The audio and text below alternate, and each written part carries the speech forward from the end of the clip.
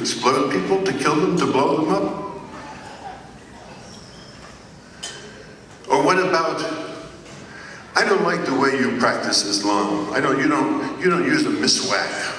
You don't go before you pray, so you can't really be a Muslim. You don't roll your pants to nafs a sock before you pray. You can't be a Muslim. You believe this instead of that. You can't be a Muslim. This is the magic of takfir. We'll talk about that in a bit.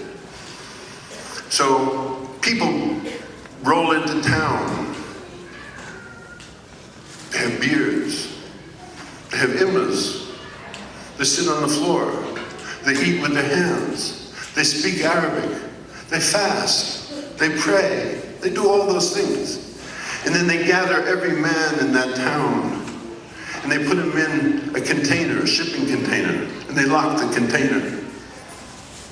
And they tell the women, if you try to get your men out of that shipping container, we'll kill you. That's what happens. I teach refugees from all over the Muslim world. I hear their stories of what actually happens. Where is Islam? Where is Islam? That's why we need the Mawlid. Because in the Mawlid, whether it's this Shaykh or that Shaykh or somebody else, or a brother or a sister or somebody, talk to us about who is Muhammad, so that we know who he is. So that when these people do these things, we say to them, hey, that's not Islam. That's something you made up. And then we go back to these things, we talk about these people. I don't want to give them, some people call them Salafis. I don't want to call them Salafis. Why? Because Salaf, we're all the followers of the Salaf. I don't want to call them Wahhabis. Because Al-Wahhab is the name of the generous one, Allah subhanahu wa ta'ala. I don't want to call them jihadis because we're all jihadis. All Muslims, women and men are jihadis because you must struggle in this life. That's the truth. I call them archaic revivalists, people who want to go back to a past that never existed. But where did that idea come from? So let's go back to the 1820s, when a group of missionaries appointed a movement at Oxford University, the Anglican Church, the King's College, the Scottish Rite of Freemasonry, as a plot to foster the creation of an occult brotherhood in the Muslim world. This is where the Salafi movement began. These are the people who paid for it. Who paid to destroy the Khilafah? This is what happened. We have to know this. We can't fool ourselves to understand who these people like Jamaluddin al-Afghani was. Other people who I mentioned just briefly, Baha'u'llah and his madness, and other people such as, continuing with him, with Muhammad Abdu, oh, revered in Egypt, Muhammad Abdu.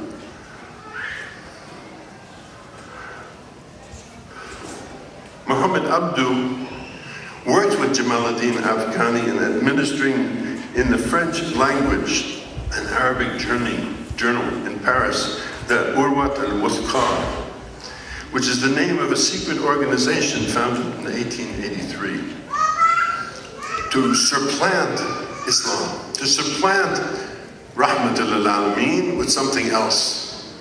And that's why we have to say, well, we can't go to a masjid. Why are we sitting here? This doesn't belong to us. This isn't our masjid. We're sitting because the masjids in this town won't let us sit here and talk about the Prophet ﷺ. They won't let us just do it, will they? Why are you in this building? Why are you sitting here? Why aren't you sitting in the masjid downtown? They won't allow you to sit in that masjid downtown. Why? Bidah. Oh, you can't talk about the Prophet ﷺ. This is the first part of my talk. I'm finished with it. I want you to understand it because it's important to understand.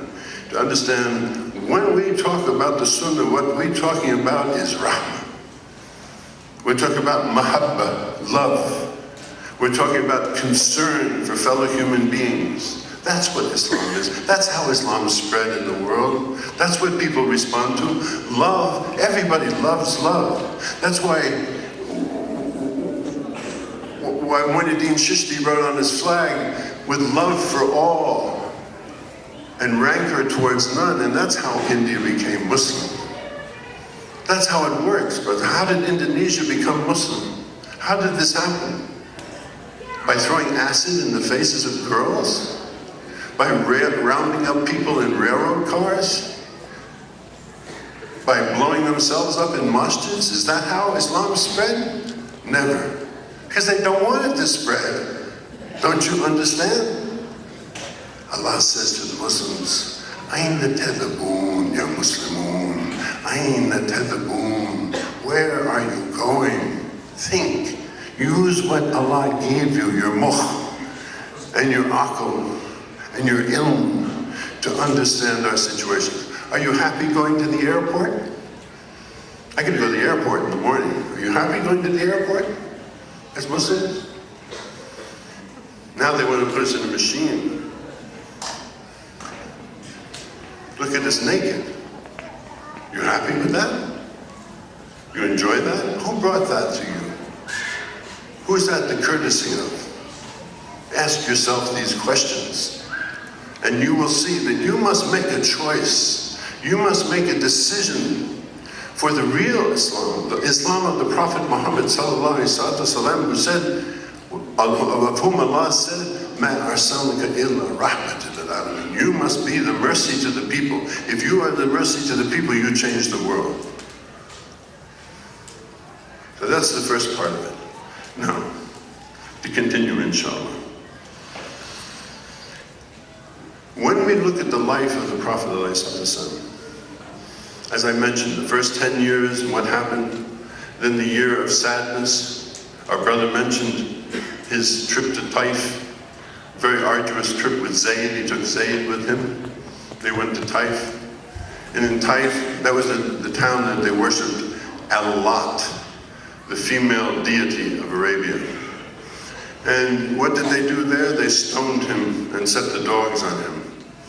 And the only place that he could find any place to get away from it, he and Zayd, when they left the town, he was bleeding. Not only in his feet, as the brother said, he was bleeding in his feet. He was bleeding in his face because the stones hit him.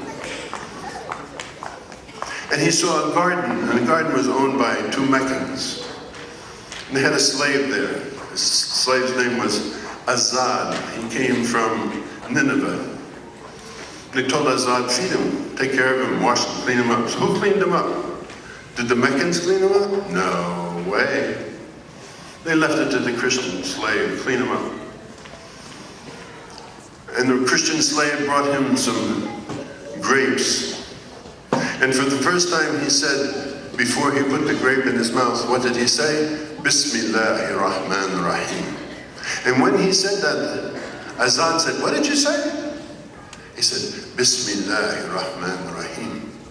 And Azad began to talk to him, and Azad became the Muslim of that day. So that in spite of the angels of the mountains coming, in spite of Jibreel coming to crush Taif and everything like that, he said, no, maybe from them something good will come. That was the first good thing that came, was Azad of Nineveh, radiallahu ta'ala anhu.